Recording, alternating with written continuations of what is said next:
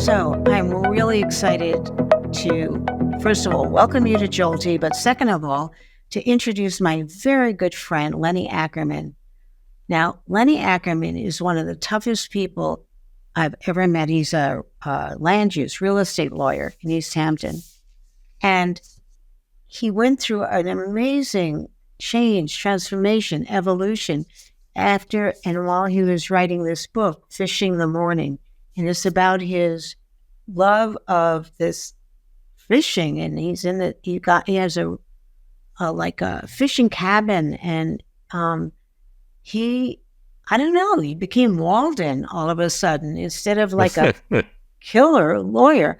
So I find that very jolting. And when you're going to hear this, you'll see his whole presentation is very like rolling and like soft. And to know that's not his, it's almost like it's almost like his avatar. So he's not that thing that you're going to hear now. But when he talks about writing and he talks about his deceased wife, Judy, and his new partner, Patty, and his love of the environment, I don't know.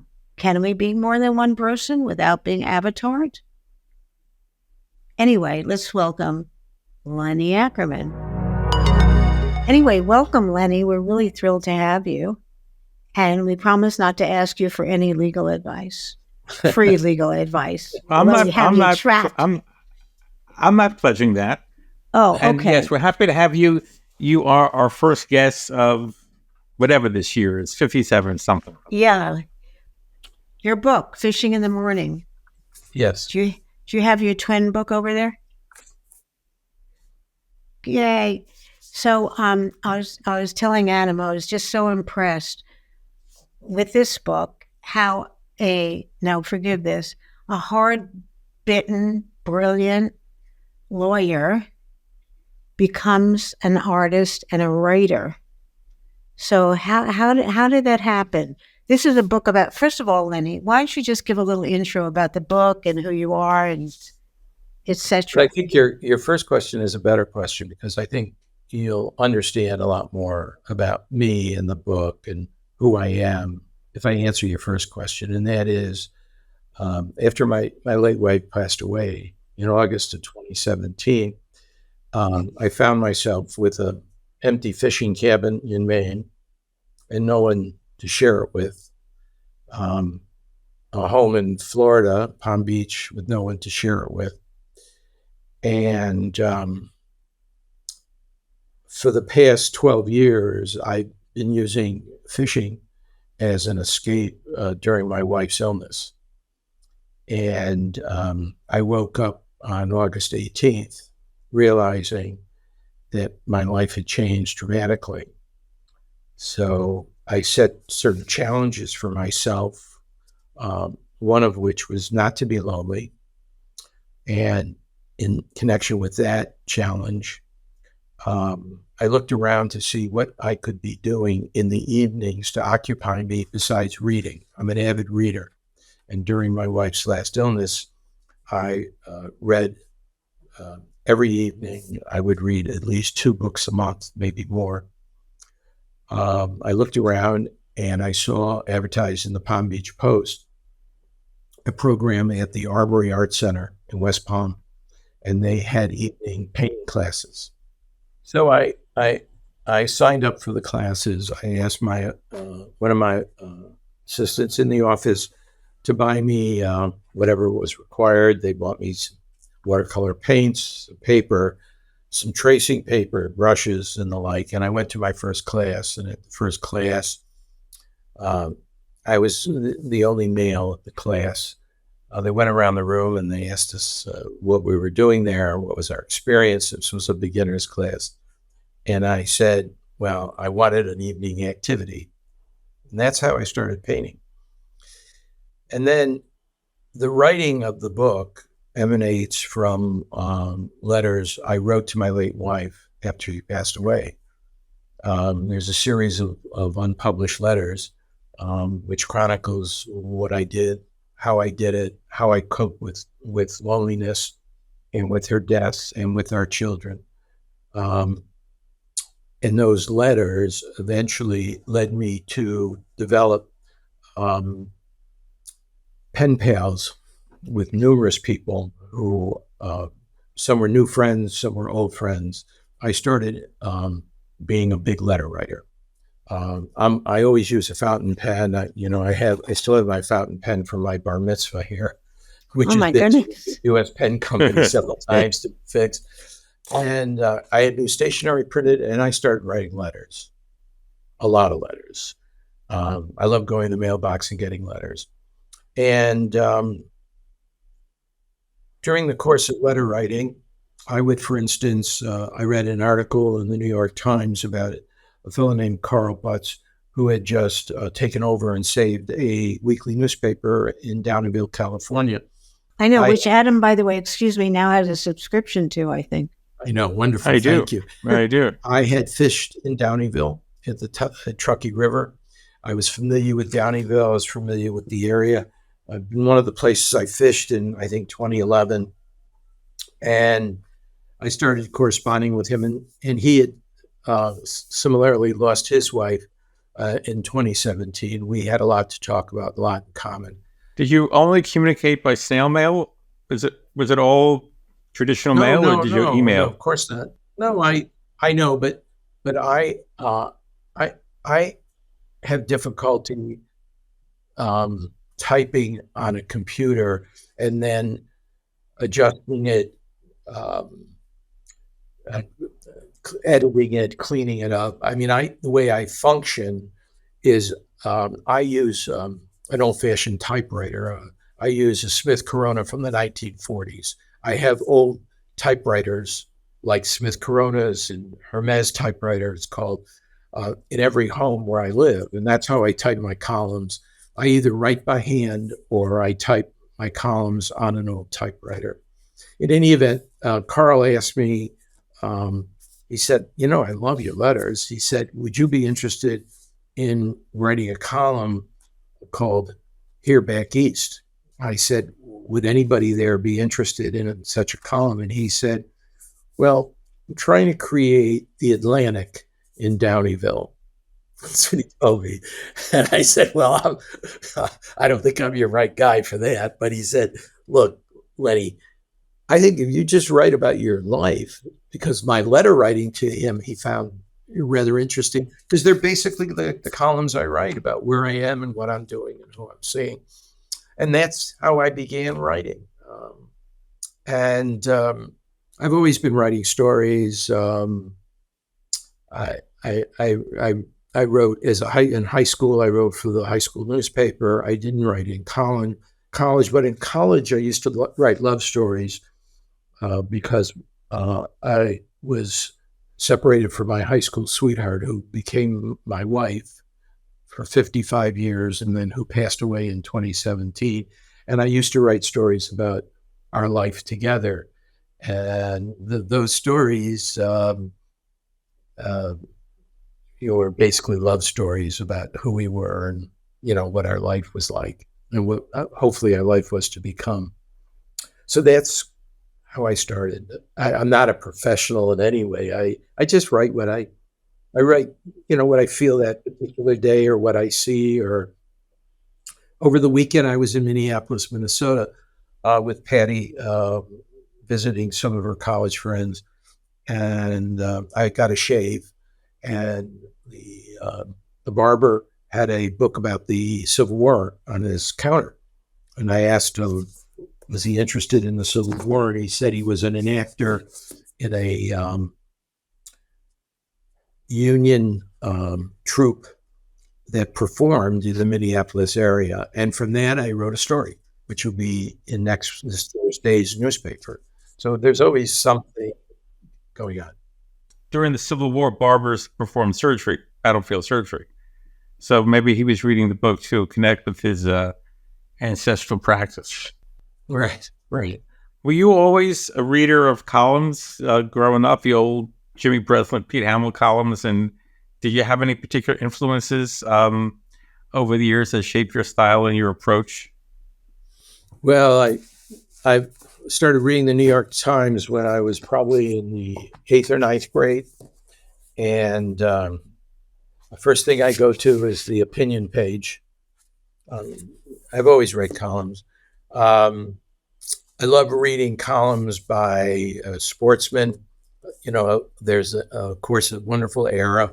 All the famous newspapers, particularly in New York, always had sports columns, baseball columnists, fishing columnists.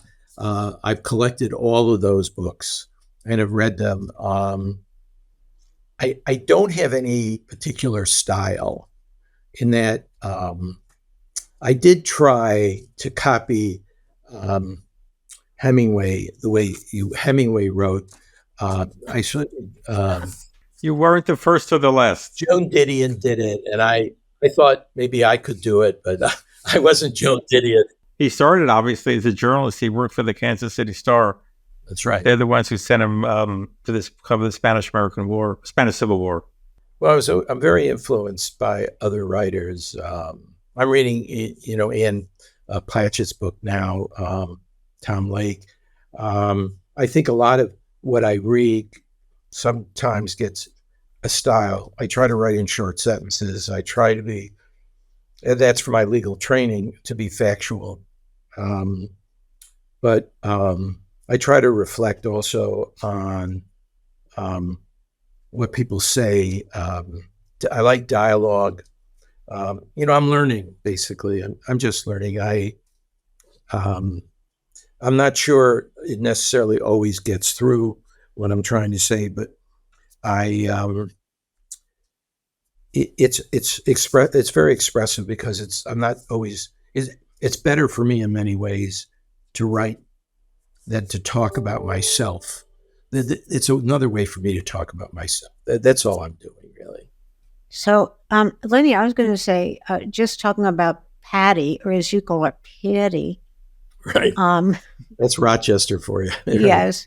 So, Patty, your current amore, right, for years now, a couple of years now, right?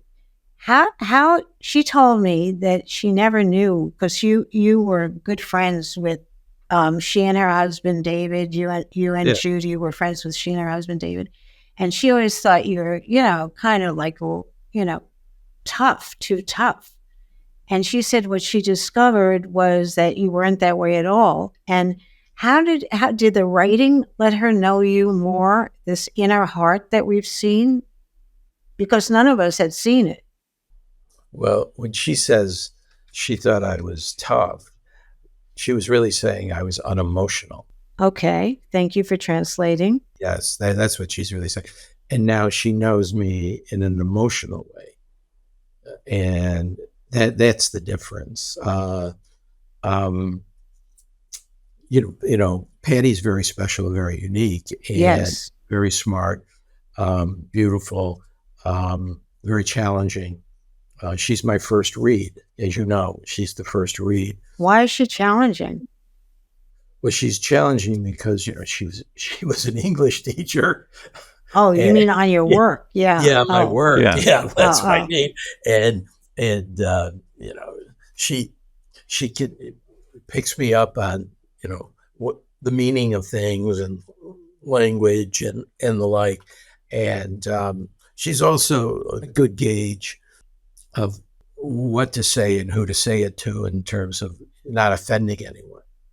So I know she said that she's eliminated some of your expressions that you use in court. Yeah, right. She doesn't like when I say, I use the term "open the kimono." I use that in front of our friend Faith Liz Marigold at the CBA.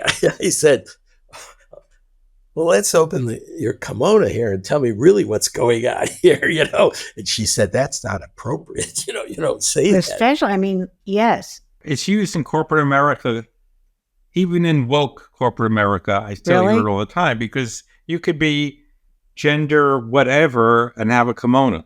Well, I think it would be very offensive to somebody Japanese. Yes. Would it be? I will. Yes, absolutely.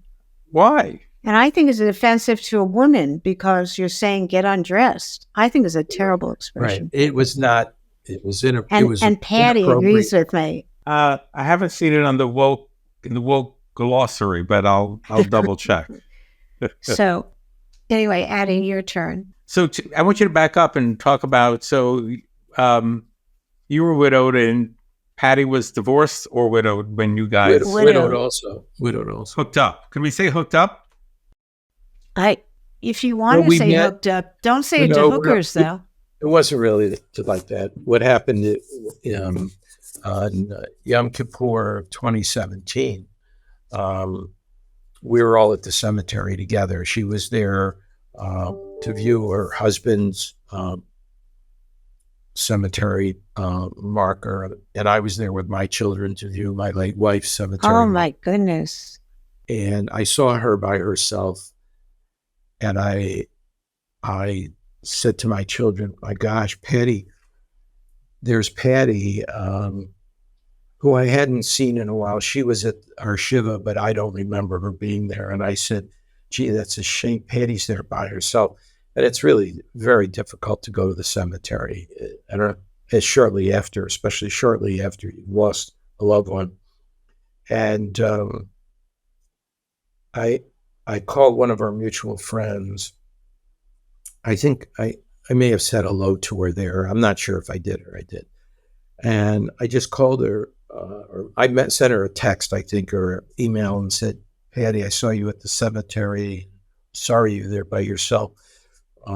If you'd like to go out for lunch or dinner, we were all in East Hampton. I'd love to take you out and catch up with you. And we did, and I took her out, and she was seeing someone else at the time, and then subsequently we caught up when we both went to Florida in December, and I took her out again for dinner, and it was just, I was very attracted to her, and I fell in love very, very quickly. Well, that was lucky for you. That was great. Very lucky. Very lucky. Very much an Isaac Bashevis Singer story, to meet at the cemetery. It's a similar narrative to Leonard Lauder and his second wife, who's You're right, Adam. I went to a lecture, and he and his wife at the Four Arts talked about that. And Judy Glickman, her son is a friend of mine. Yeah, right. His very fortunate face. Meaning, I know her. We you have a lot in common with someone who you socialized with over a number of years. You have a lot of history together. Patty knew my children growing up. I didn't know Gage well at all. That's her daughter. But I will tell you that when I say that Fishing the Morning, Lonely, which is this poem that I talk about in my book, it became Fishing the Morning because I wasn't lonely anymore. It was dealing with the loneliness that was so, unsettling for me because I wasn't used to that. Yeah. Did you find yourself working harder, or? I actually found myself not working harder, but enjoying my work. I found myself more optimistic than I'd ever been in a long time. And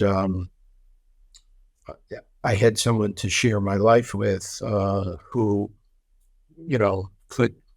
could hike the woods and go out fishing and enjoy the fruits of my labor, working so hard, practicing law all those years.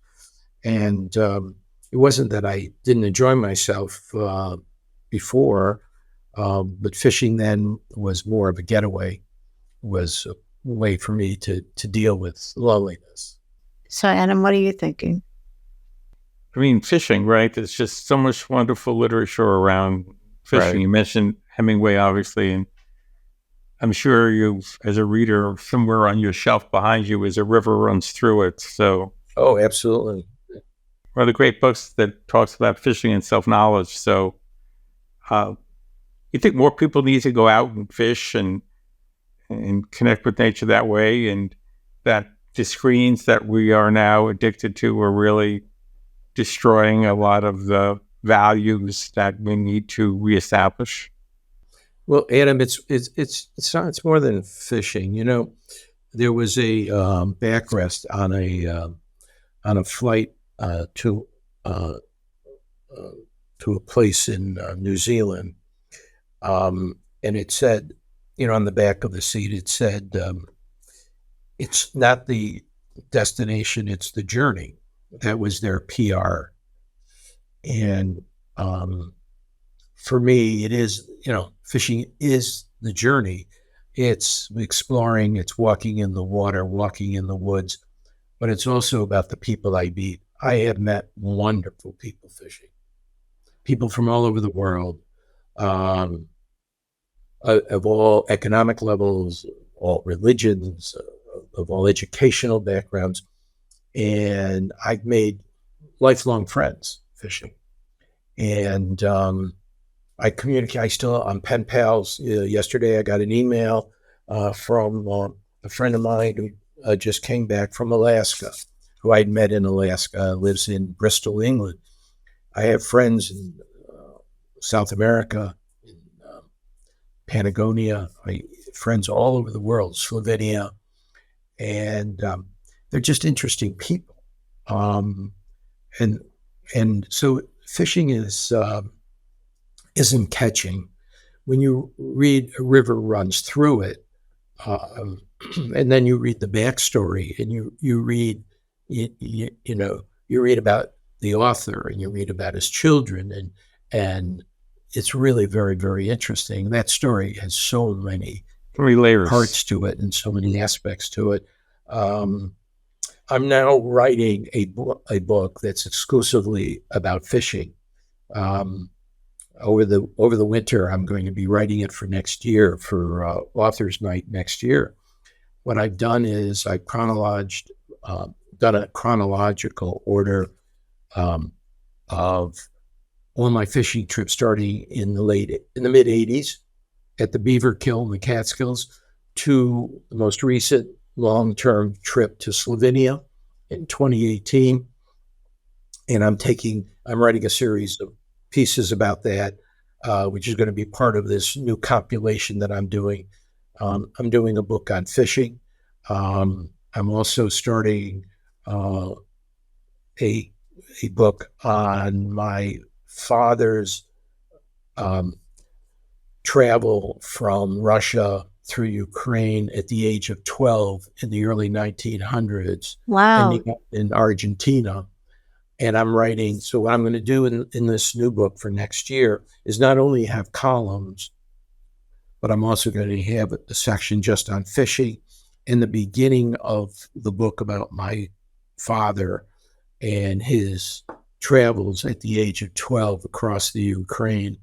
And as part of that, I've developed a series of letters that I have written that are being translated by a rabbinical scholar into Yiddish. And these letters are going to form the basis of the book. It's called Leibish's Journey. And my father was a letter writer also, but he wrote in Yiddish. He was uneducated, could only speak Yiddish. When he came to America, he learned English, but was never educated at all beyond Cheder when he was a youngster. Did he tell you stories about his travels through Ukraine, or His travel did he not? in his letter writing with his brother Sam, who was 2 years older, who left at age 12 also. But he made it to America. My father didn't make it to America for some reason, either immigration status or whatever. He ended up in Buenos Aires. And from the age 12 to the age 16, he lived in Buenos Aires. And I am recreating those letters between him and his brother about his travels, his life, his frustration. All by himself? I mean, my kids All can't by walk around himself. my kids can't walk around the corner themselves, literally. Adam, he had a rucksack with a loaf of bread his mother made, some meat of some kind, kosher, obviously. His first stop was in Kiev, from the shtetl he grew up in Kippel. And in Kiev, they fed him kosher.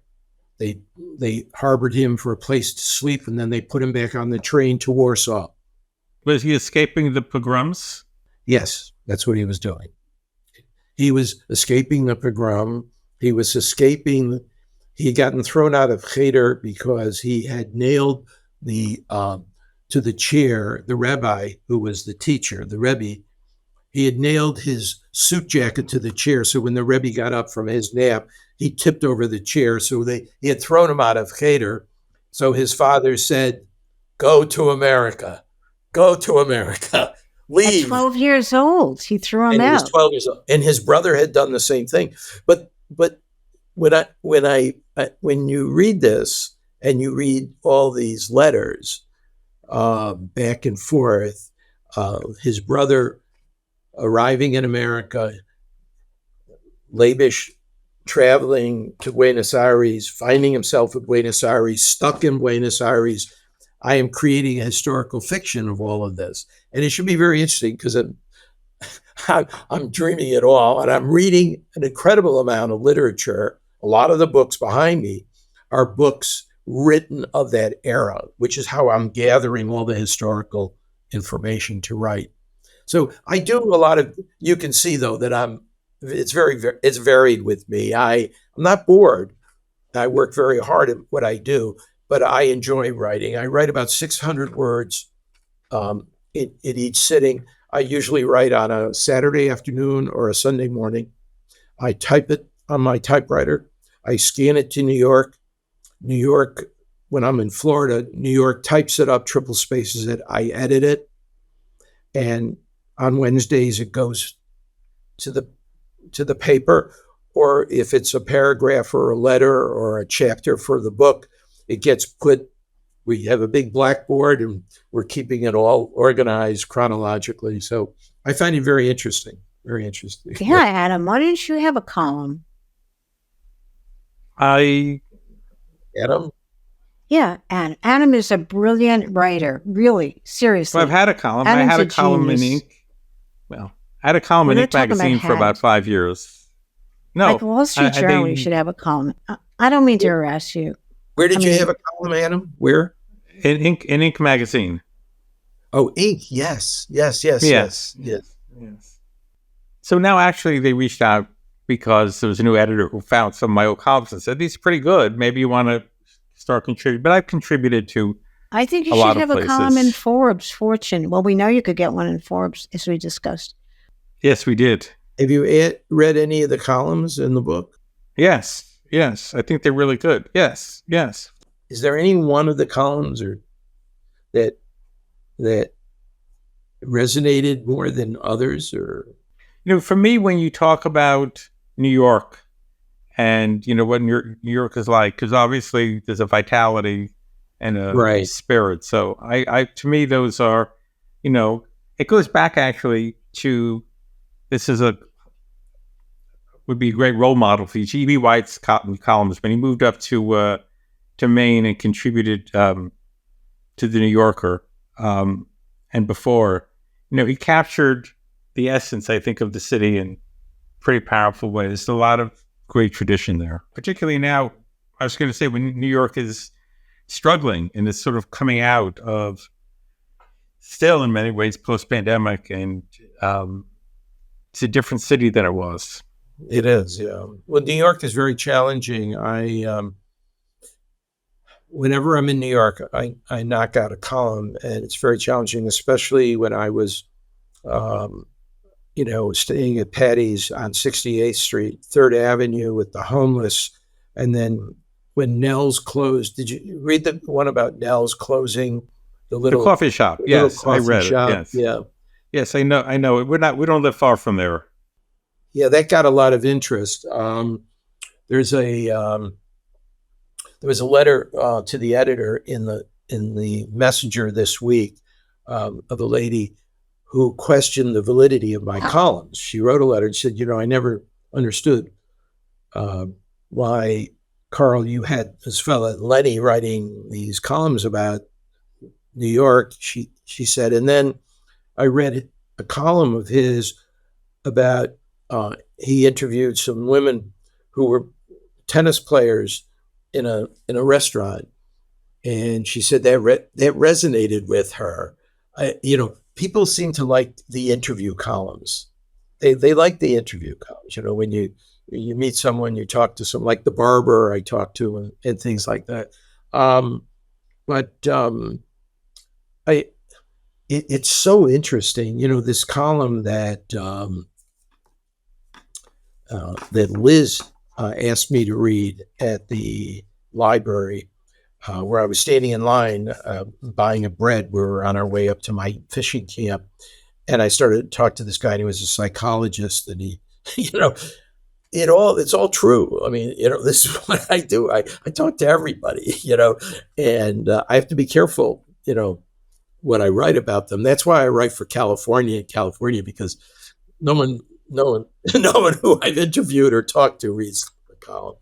I have a group of high school friends I grew up with in Western New York. One's a psychiatrist, one's a retired banker, one's a retired administrator for a home, and one's a computer specialist who works for the city managing healthcare for indigents.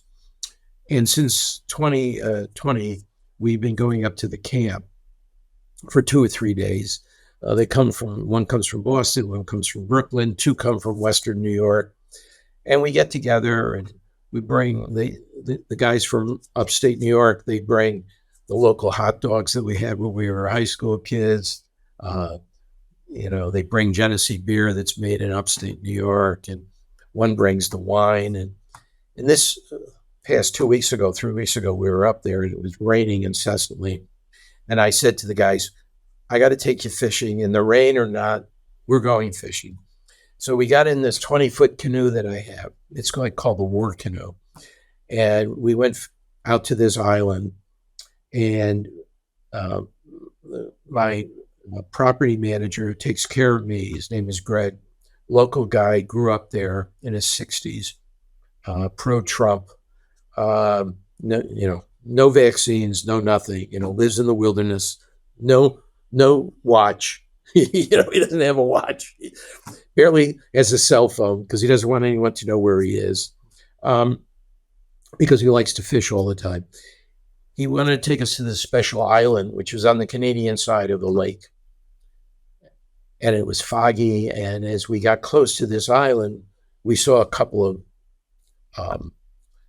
boats, and small little boats. And as we got closer, we started to hear music playing. And I said, well, what's going on here? There's no classical music where we are. I mean, no one has a radio. There's no cell phone service or whatever. And a couple of guys come out and they say hello. It's like, I'm thinking to myself, gee, should we go to a different island? Who are these guys?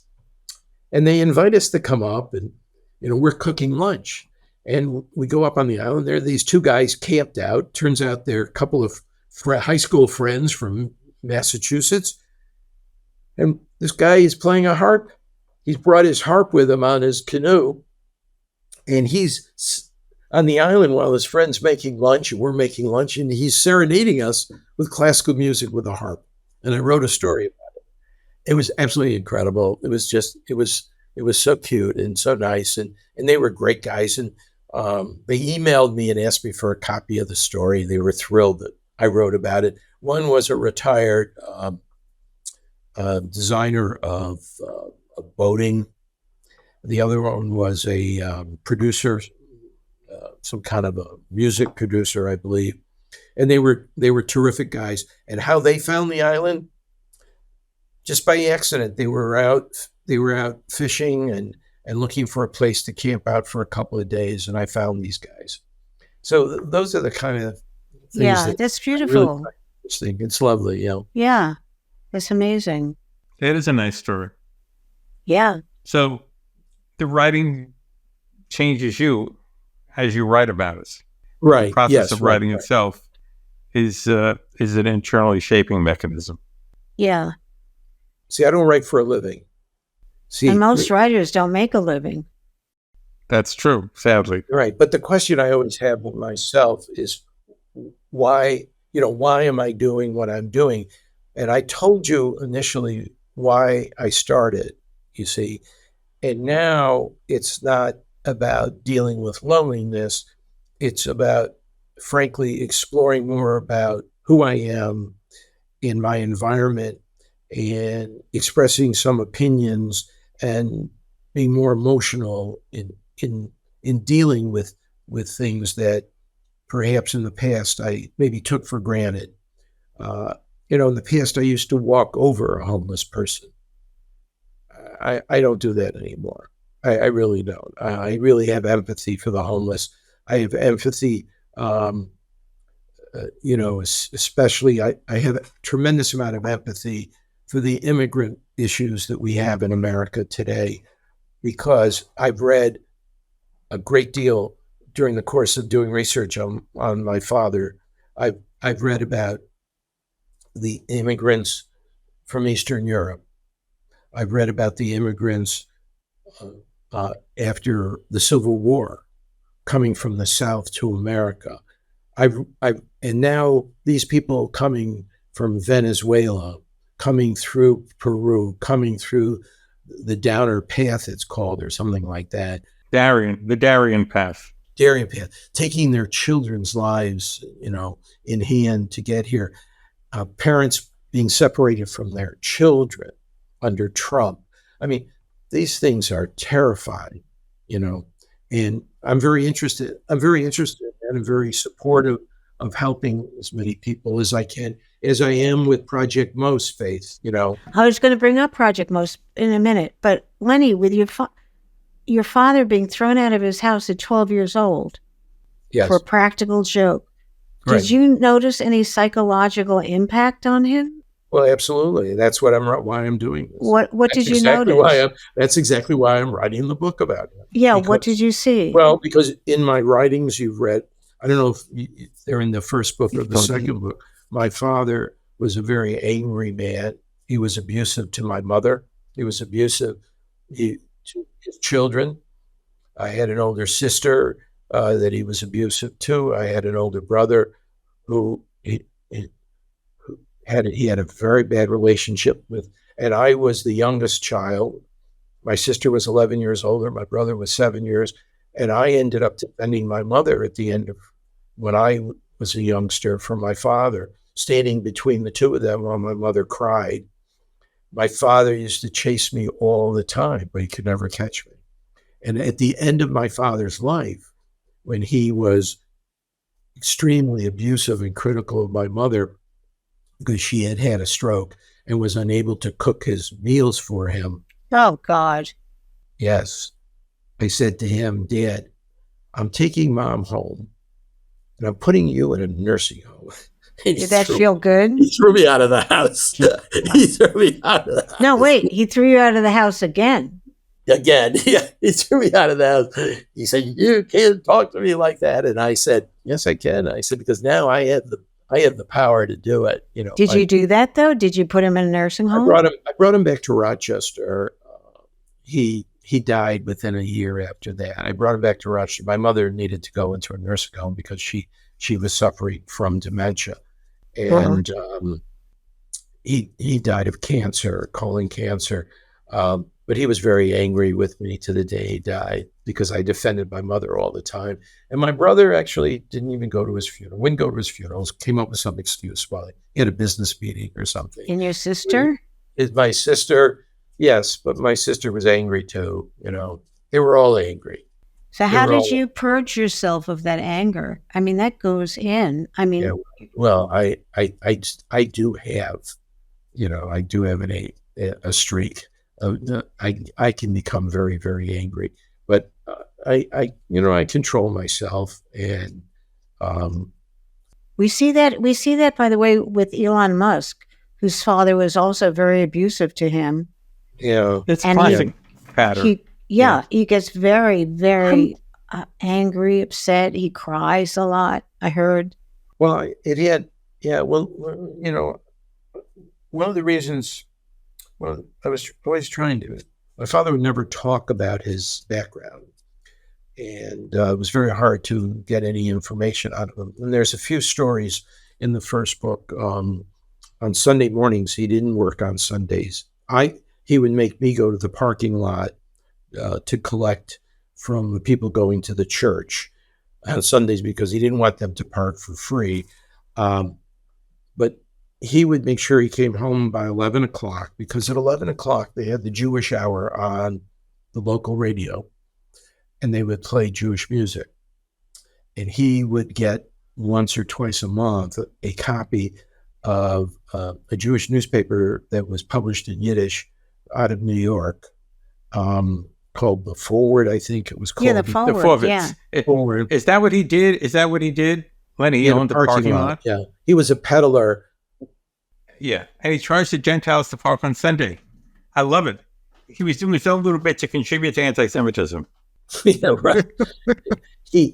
Those Jews! That's right. They're charging me on Sunday. Who's there? That's right. That's right.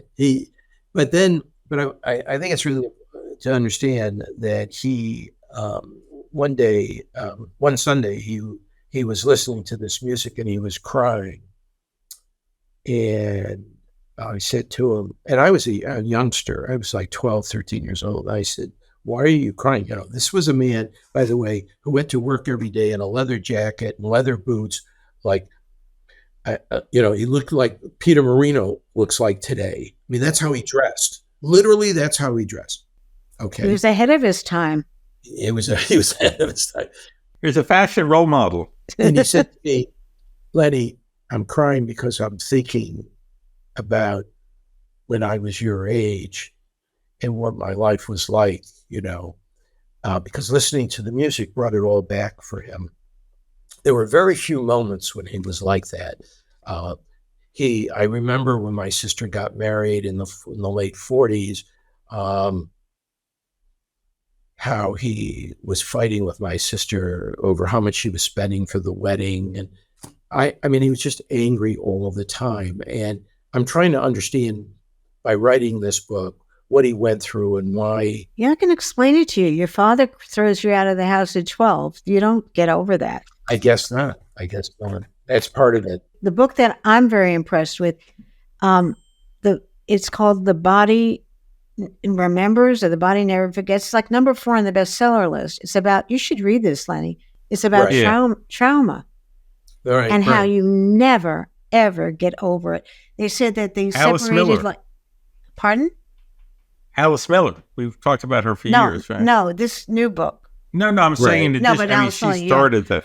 It's The Body Has a Scorecard, I think, is that book. Yeah, exactly. Oh, is that right? Is that right? It does. It does. Right. So it talked about these monkeys that separated from their mother for only a week.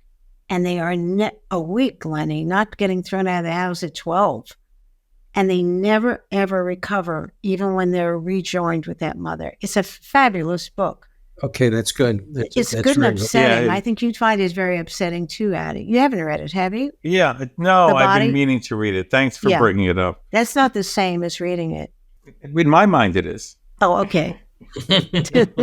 So, Lenny, what your father experienced and the rage is so thematic in all those great mid-century Jewish novels. It's in Bellow, it's in Roth, it's in Singer, it's in Malamud. It's in all those. It's in all those books. Well, I'm just touching on it in some of my pieces. I write about it, and people have mentioned that the fact that I was open enough to talk about it, and I said, well, it was part of my life. It was part of growing up. Standing between my father and my mother crying, and he never physically abused her. He verbally, and he made her cry. But that can be worse. He would never give her access to the checking account.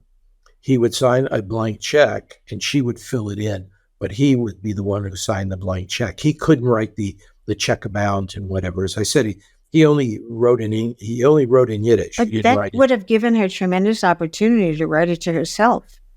Exactly. Yeah. So That it was was very interesting. kind of stupid of him. Anyway, well, I appreciate the opportunity to tell you about myself. Oh, we love to hear everything, Lenny. I know. Yes, we So, do. Lenny, I want to ask you this question last, and just a wrap-up question.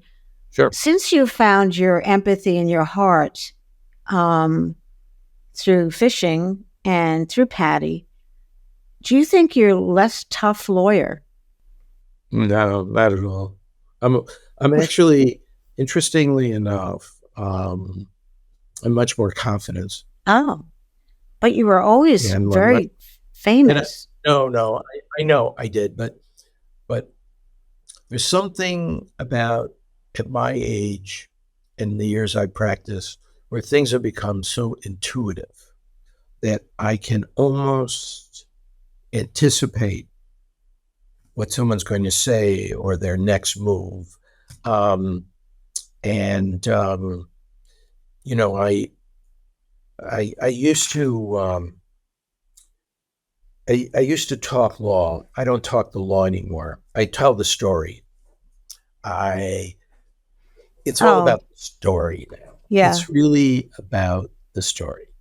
Yeah, And that's true. understanding the story. You know, someone comes to me and they say, "Well, what's the rule of law on this, or is there any precedent?" And my answer is, if there's precedent and it's against us, then I'll argue the other side.